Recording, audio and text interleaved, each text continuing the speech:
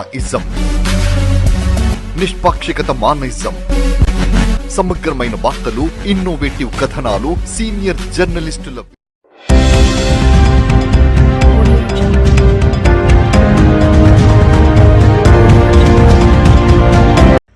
కేంద్ర ప్రభుత్వం రైతుల శ్రేయస్సు కోసం ప్రధానమంత్రి అన్నదాత సంరక్షణ ఆయా అభియాన్ ప్రైస్ డెఫిషియన్సీ పేమెంట్స్ కి రైతులకు ఎంతో ఉపయోగపడుతుందని రాష్ట్ర ఆడిట్ అసోసియేషన్ అధ్యక్షులు పెంటయ్య తెలిపారు.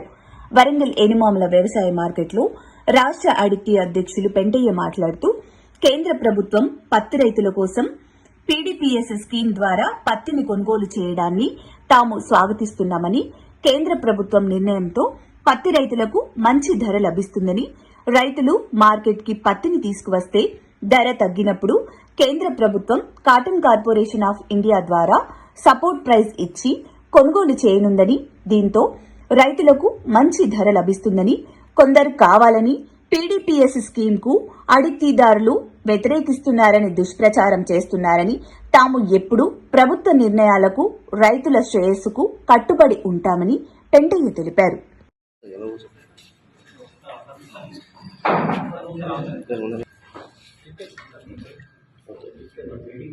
కేంద్ర గవర్నమెంట్ ఈ మధ్య పీడీపీఎస్ అనే విధానాన్ని అమలు చేయాలి, దానివల్ల రైతులకు మేలు జరుగుతున్న ఉద్దేశంతో దాన్ని ప్రయోగాత్మకంగా తెలంగాణలో చేయాలని చెప్పని ఆలోచించడం, దానికి తెలంగాణ అసోసియేషన్ మరియు మన జిల్లా అసోసియేషన్ కూడా స్వాగతిస్తున్నాం.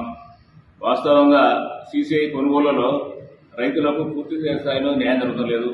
ఎందుకంటే వాళ్ళు బ్యాగ్స్ కొనమని చెప్పని అనడం వల్ల ఆ బ్యాగ్స్ అనేవి 30-40% వరంగల్ జిల్లాలో మరి బ్యాగ్స్ ఇవ్వడం జరుగుతుంది. ఎందుకంటే రైతులు చిన్న సన్న రైతులకు లూజ్ ఇవ్వాలంటే వ్యాన్ల కిరాయిలు భరించలేక బ్యాగ్ చేస్తారు. వాళ్ళు ఆ బ్యాగ్ చేసిన కాబట్టి ప్రైవేట్ వ్యాపారాలకు అమ్మే పరిస్థితి ఉంటుంది. కాబట్టి అది సీసీఐ ద్వారా వచ్చే లబ్ధి వాళ్ళు చేకూర్తలేదు.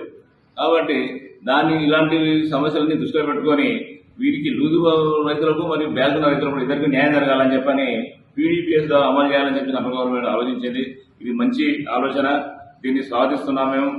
మరి సీసీఐలో మీకు తెలుసు, వాళ్ళు ఇక్కడ దినిగి మిల్లు లేవు, వాళ్ళకు ఒక ఆఫీసు ఉన్న తప్ప ఎలాంటి మన వ్యవస్థ లేదు ఇక్కడ. కాబట్టి ఆ వ్యవస్థ లేని ఉద్దేశంతో వాళ్ళు కూడా ఇబ్బంది పడుతున్నారు. అది ఇవన్నీ వ్యవస్థలు అన్నీ ఆలోచించు సెంట్రల్ గవర్నమెంట్ ఈ పీడీపీఎస్ విధానం వల్ల చేస్తే ప్రతి రైతుకు న్యాయం జరుగుతుంది.